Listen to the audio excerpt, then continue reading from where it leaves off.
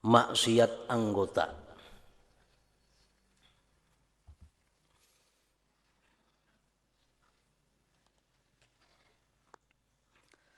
Ketahuilah bahwasanya apabila engkau melakukan sesuatu maksiat, maka sebenarnya engkau melakukan maksiat itu dengan menggunakan anggota badanmu yang merupakan nikmat Allah yang dianugerahkannya kepadamu.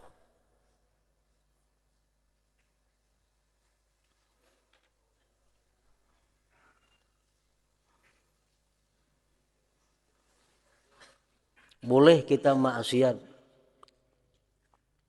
silahkan maksiat kepada Allah.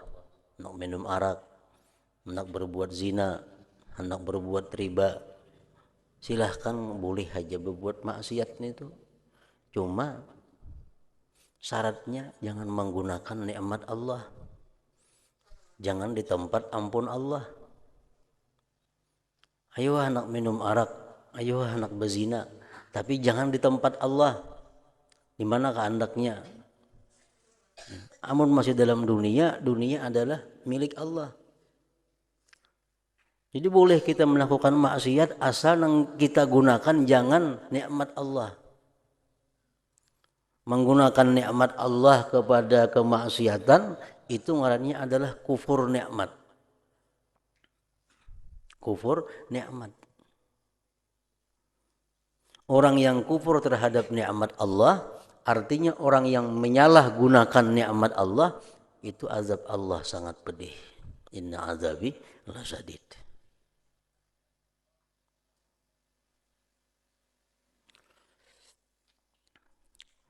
Apabila engkau melakukan sesuatu maksiat, maka sebenarnya engkau melakukan maksiat itu dengan menggunakan anggota badanmu yang merupakan nikmat Allah yang dianugerahkannya kepadamu,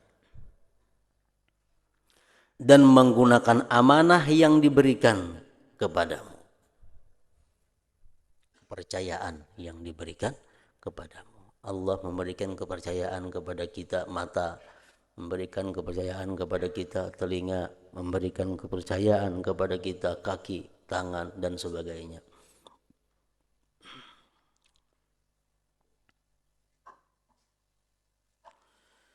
Jadi ketika engkau menggunakan anggotamu untuk melakukan maksiat, bermakna berarti engkau menyalahgunakan nikmat yang dianugerahkan dan mengkhianati terhadap amanah yang diberikan.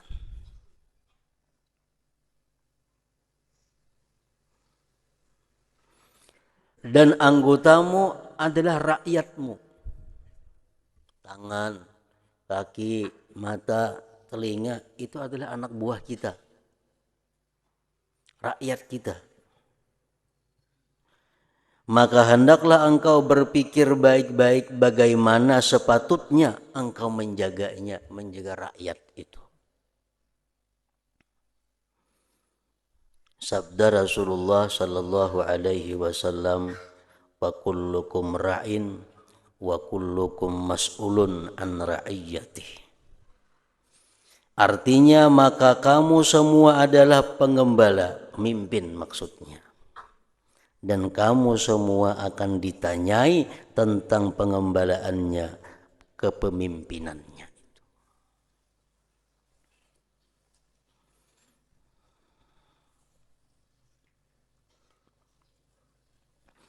Dan ketahui olehmu bahwasanya semua anggotamu akan bersaksi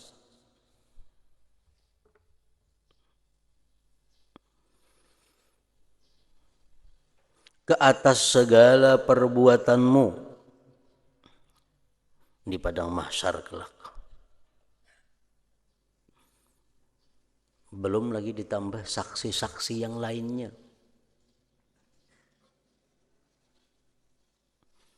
Anggota tubuh kita ini akan bersaksi terhadap apa yang dikerjakannya di dalam dunia, baik itu kejahatan atau kebaikan. Itu yang di dalam awak kita. Belum lagi yang di luar-luarnya. Ada orang lain yang melihat kita berbuat kebaikan, ada orang lain yang berbuat kejahatan. Mereka akan bersaksi di hadapan Allah. Bumi nang kita pijak, pakaian nang kita pakai, atap nang manaungi kita, rumah nang semuaan itu akan jadi saksi perbuatan-perbuatan kita dalam dunia ini di hadapan Allah Subhanahu wa taala.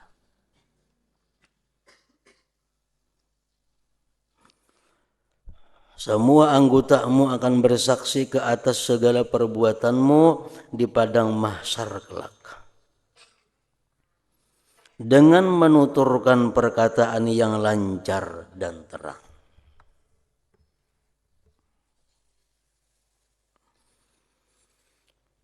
Anggotamu akan mendadahkan,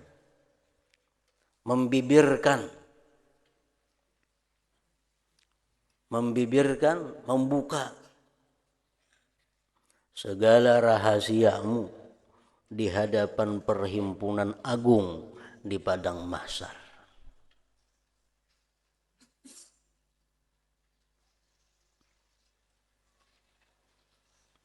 Dan itu sudah tandanya orang yang bakal celaka, bahwa dia akan disidang oleh Allah Subhanahu wa taala di padang mahsyar itu di hadapan khalayak umum. Kita ini misalnya kumpulan sebanyak orang. Nah, di sidang kita di sini, di tangan orang melihat semuaan, orang mendengar semuaan, itu alamat orang ini pacang sakit. Nah, kalau alamat orang yang baik itu, dia akan disidang oleh Allah di tempat yang tertutup, nah orang kada melihat. Di padang mahsyar dia disuruh masuk ke satu tempat yang terdinding, orang kada melihat. Nah di situ dia ditanyai oleh Allah Subhanahu wa taala macam-macam pertanyaan. Ini tanda orang yang bakal selamat. Tapi kalau kita disidangkan di hadapan orang banyak, itu alamat atau tanda kita akan menemui kesulitan-kesulitan.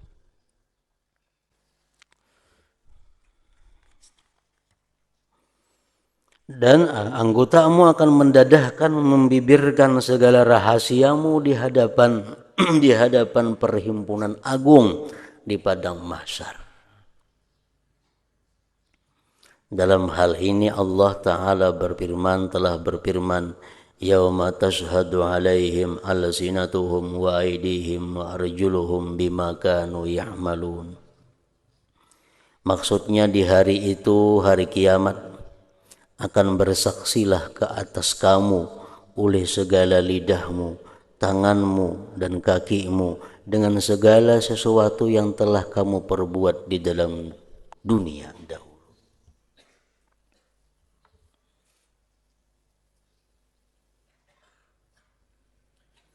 Jadi apa yang kita perbuat di dalam dunia ini kada akan hilang begitu saja, kada akan terhapus.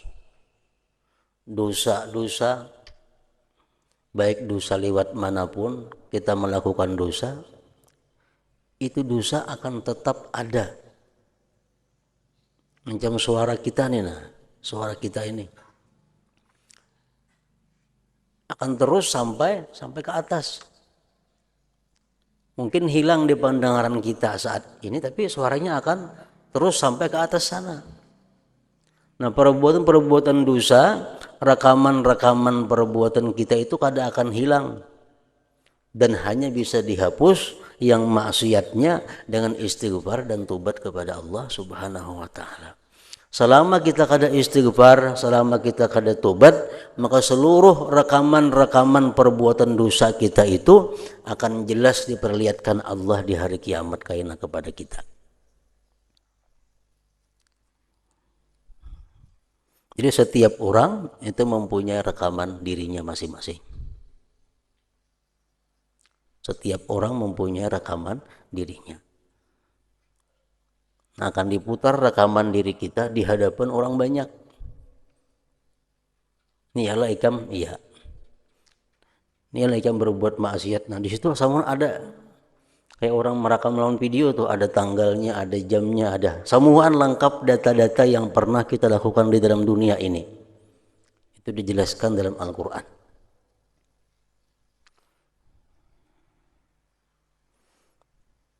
Bahwa tidak ada perbuatan yang sekecil apapun, yang sebesar apapun, melainkan semuanya ada dalam catatan Allah. Artinya dalam rekaman sisi Allah Subhanahu wa Ta'ala. Jadi kita kada kau menghindar data-datanya lengkap. Nah, itu artinya yauma tashhadu alaihim alsinatuhum wa aydihim wa arjuluhum bima kanu ya'malun.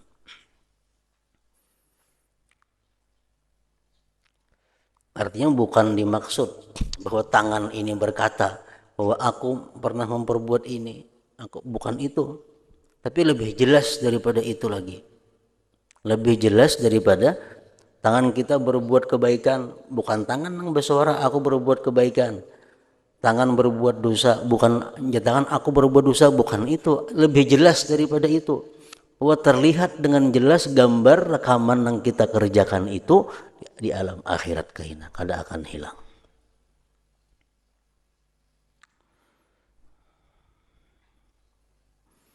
Jadi satu-satunya jalan untuk menghapus perbuatan-perbuatan dosa yang kita lakukan itu kada ada lain, memperbanyak tobat, memperbanyak istighfar, minta ampun kepada Allah Subhanahu wa Ta'ala supaya dapat menghapuskan nang kada baik daripada perbuatan kita. Di hari kiamat akan bersaksilah ke atas kamu oleh segala lidahmu, tanganmu, dan kakimu dengan segala sesuatu yang telah kamu perbuat di dalam dunia dahulu. Allah berfirman lagi, al-yawma nakhtimu ala afwahihim wa tukallimuna aydihim wa tashhadu arjuluhum bima kanu yaksibun. Maksudnya pada hari ini, hari kiamat, kami akan kunci mulut-mulut mereka. Mulut kita ada berfungsi.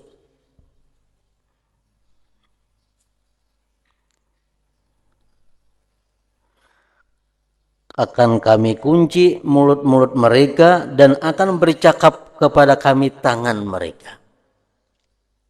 Dan akan bersaksi di hadapan kami kaki-kaki mereka terhadap apa-apa yang telah mereka perbuat di dunia dahulu.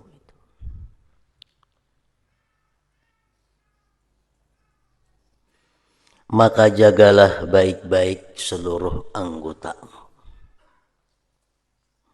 khususnya anggotamu yang 7, karena pintu neraka itu 7. Pintu neraka 7.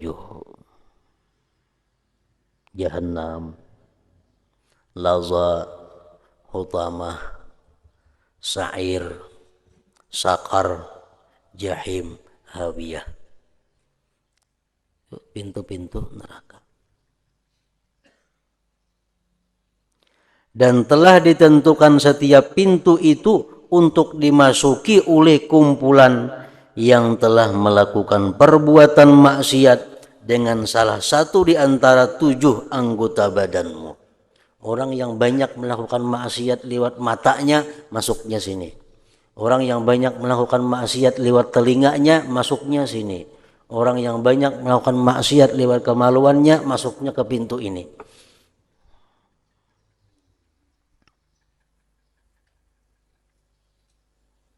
Yaitu mata, telinga, lidah, perut, kemaluan, tangan, dan kaki. Nah, 7 anggota utama itu yang wajib dipelihara daripada perbuatan-perbuatan yang dilarang, perbuatan-perbuatan yang maksiat kepada Allah Subhanahu wa Ta'ala. Yang pertama, menjaga mata.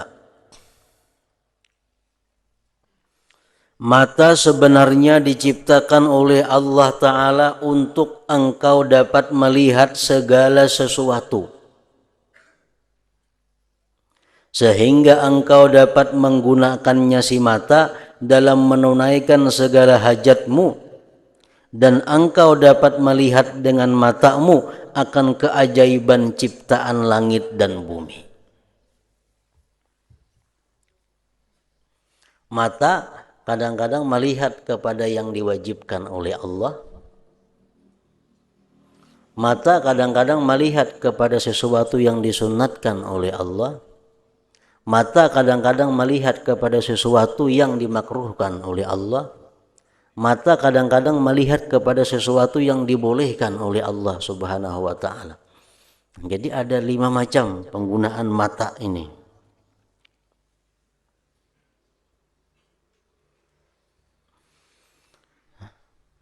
Yang kesemuaannya, yang 5 macam penggunaan mata itu akan ada pertanggungjawabannya di sisi Allah Subhanahu wa ta'ala. Maka sebenarnya diciptakan oleh Allah Ta'ala untuk engkau dapat melihat segala sesuatu, sehingga engkau dapat menggunakannya dalam menunaikan segala hajatmu, dan engkau dapat melihat dengan matamu akan keajaiban ciptaan langit dan bumi, supaya engkau dapat mengambil i'tibar daripadanya. Maka peliharalah matamu dari 4 perkara. Ini 4 perkara yang utama yang dijaga. Walaupun masih banyak lagi hal-hal selain daripada 4 ini yang perlu dijaga mata kita. Cuma 4 perkara ini adalah pokok. Pertama, melihat perempuan yang bukan mahram.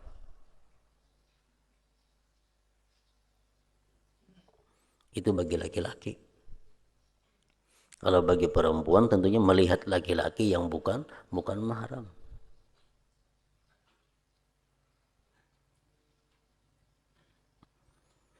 Melihat perempuan yang bukan mahram.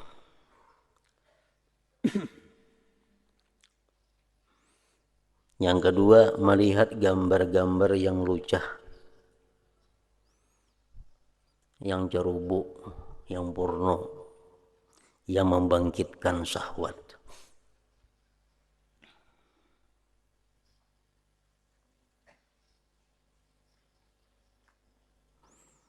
Yang ketiga, melihat orang lain dengan pandangan penghinaan.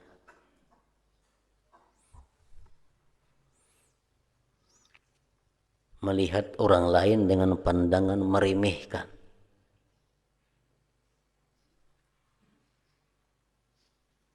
Yang keempat, melihat-lihat keaiban orang lain.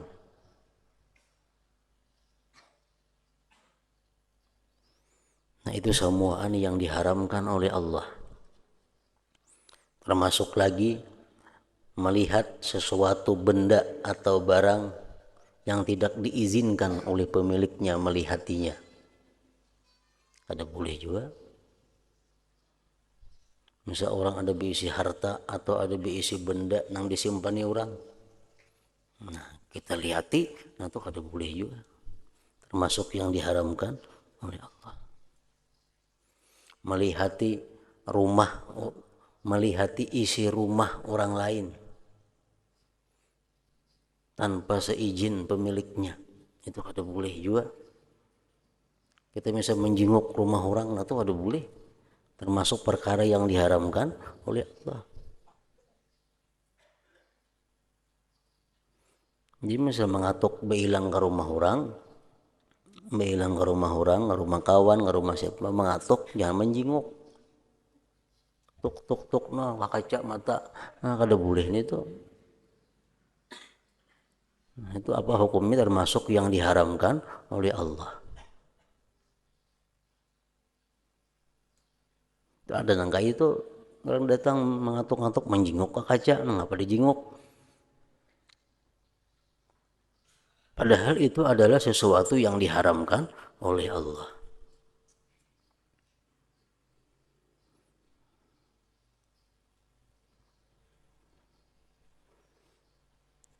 Itu dijadikan salam, dijadikan izin, itu untuk menjaga itu. Maka kita mengatuk lawang, kita mengucapkan salam kepada orang yang kita hendak beilang, itu digunakan untuk menjaga sesuatu yang di dalam rumah. Jadi jangan hendak masuk menyerunung ke rumah orang, jangan. Kalau kada dikatok dulu, kada assalamualaikum dulu. Bila kada jelas ada izin nang di dalam rumah, kada boleh masuk. Kecuali bebukaan lawangnya umpamanya, nah itu kan itu berarti menyilahkan aja masuk. Cuman lawang orang betutup walaupun kada bakunci, jangan sebuka-buka. Kada boleh masuk itu. Kenapa? Karena dalam rumah itu banyak hal-hal yang mungkin haram dilihat oleh orang di luar rumah.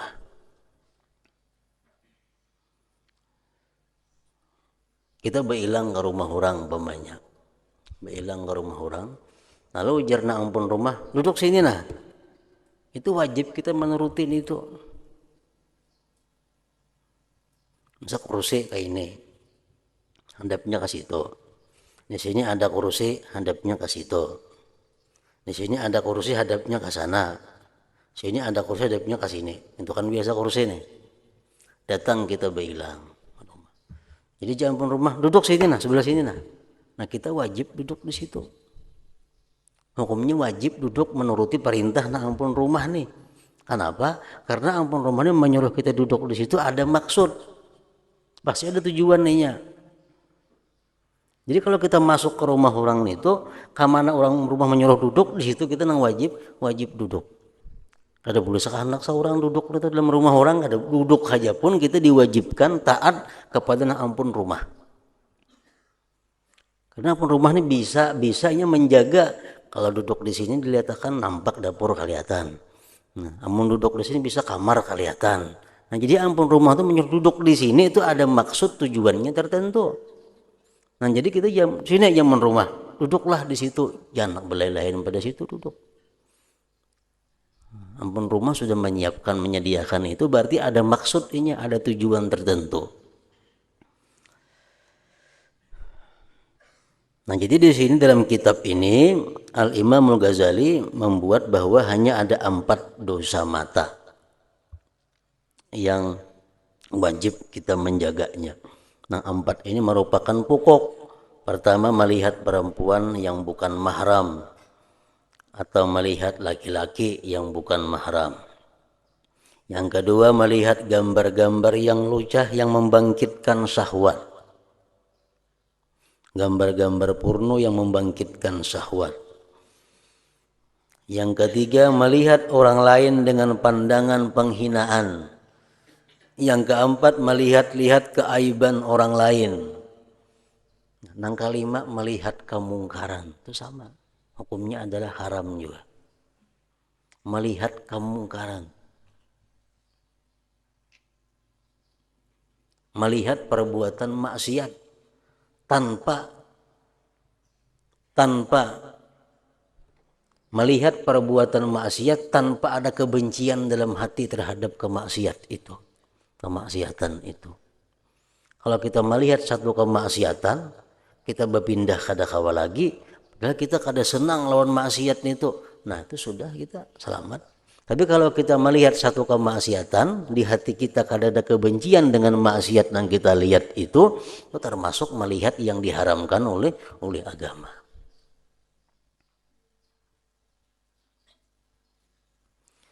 Nah, jadi dosa-dosa di mata itu macam-macam. Ada dosa besar, ada dosa kecil. Nah, kalau dosa kecil itu akan bisa hilang dengan sendirinya. Dengan melakukan perbuatan-perbuatan yang baik. Tapi kalau dosa mata itu dosa yang tergolong besar kayak apa mengintip akan orang. Nah, misalnya rumah orang diburu, diluangin rumah orang. Nah, mata itu dosa mata tapi dosanya besar. Nah, dosa-dosa yang besar seperti itu kada akan bisa hilang dengan hanya sekedar melakukan perbuatan baik. Itu mesti perlu tobat yang bujur-bujur, tobat yang sungguh-sungguh kepada Allah Subhanahu wa taala, dan sebelumnya mesti minta halal, minta ampun kepada orang yang dilihati dengan demikian cara tadi. Itu mengganggu kehormatan orang, mengganggu pribadi orang. Al-Imamul Ghazali mengatakan dalam kitab Ihya Ulumuddin bahwa perbuatan yang baik akan menghapuskan perbuatan yang jahat, terutama itu dimaksudkan adalah yang sesuai. Terutama yang dimaksudkan yang sesuai dengan perbuatan maksiat itu. Nah, kalau kita menggunakan mata kepada yang diharamkan Allah, kita menggunakan mata kepada hal yang dibenci oleh Allah, cara menghapuskannya itu adalah lewat mata juga. Itu yang utama. Misal mata kita melihat kepada yang diharamkan Allah, nah kita ganti dengan memandang kitab, mempelajari hukum-hukum Allah. Nah, kita memandang kepada kitab yang isinya ilmu tentang hukum-hukum Allah, itu akan banyak menebus dosa-dosa di mata, terutama dosa-dosa yang kecil tadi. Nah, kita membaca Al-Quran walaupun hafal, membaca ratib walaupun hafal, membaca wirid walaupun hafal, tapi kita berkitab, berbuku, itu jauh lebih bermanfaat daripada yang berhafalan itu. Kenapa? Karena kalau bahapal itu kada data masuk dosa menghapus nang di mata. Nah, kalau kita berbuku nih, ini membaca Quran Yasin padahal hafal berbuku, Tabarak hafal berbuku, wirid hafal berbuku, ratib hafal tetap berbuku. Itu gunanya apa? Untuk menghapuskan dosa-dosa kita nang kada karuan lewat mata. Nah, jadi perbuatan dosa lewat mata hendaknya ditebus dengan lewat mata juga. Itu lebih cepat menjadi Imam Ghazali menghapuskan dosa daripada yang lainnya. Misalnya kita berbuat dosa lewat mata, lalu kita ganti dengan sedekah. Sedekah perbuatan baik juga. Nah, ini menghapuskan dosa juga. Cuma yang lebih tepatnya, yang lebih berpengaruhnya bila dosa lewat mata juga kita menebus. Lewat mata. Dan pahala lewat mata yang jelas, yang nyaman kita temui adalah membaca Al-Quran, membaca kitab. Nah, itu nyaman dosa pahala-pahala lewat mata yang nyaman digawi, yang dilaksanakan. Jadi setiap kali kita mutalaah, makin banyak kita menelaah hukum-hukum Allah, makin banyak kita membaca kitab-kitab, makin banyak dosa-dosa di mata yang dihapuskan oleh Allah Subhanahu wa Ta'ala. Apalagi kita misalnya membaca Quran sehari setengah jam, malam membaca Quran setengah jam. Nah, sejam sudah mata kita di jalan yang baik. Sejamlah sudah mata kita menghapuskan dosa-dosa di mata itu. Tambah kita pulang setengah 2 jam belajar membaca kitab. Tambah pulang kita siang setengah 2 jam memandang kepada kitab. Nah, itu semuaan yang kita pandang-pandang itu adalah kebaikan yang menghapuskan dosa kita lewat mata.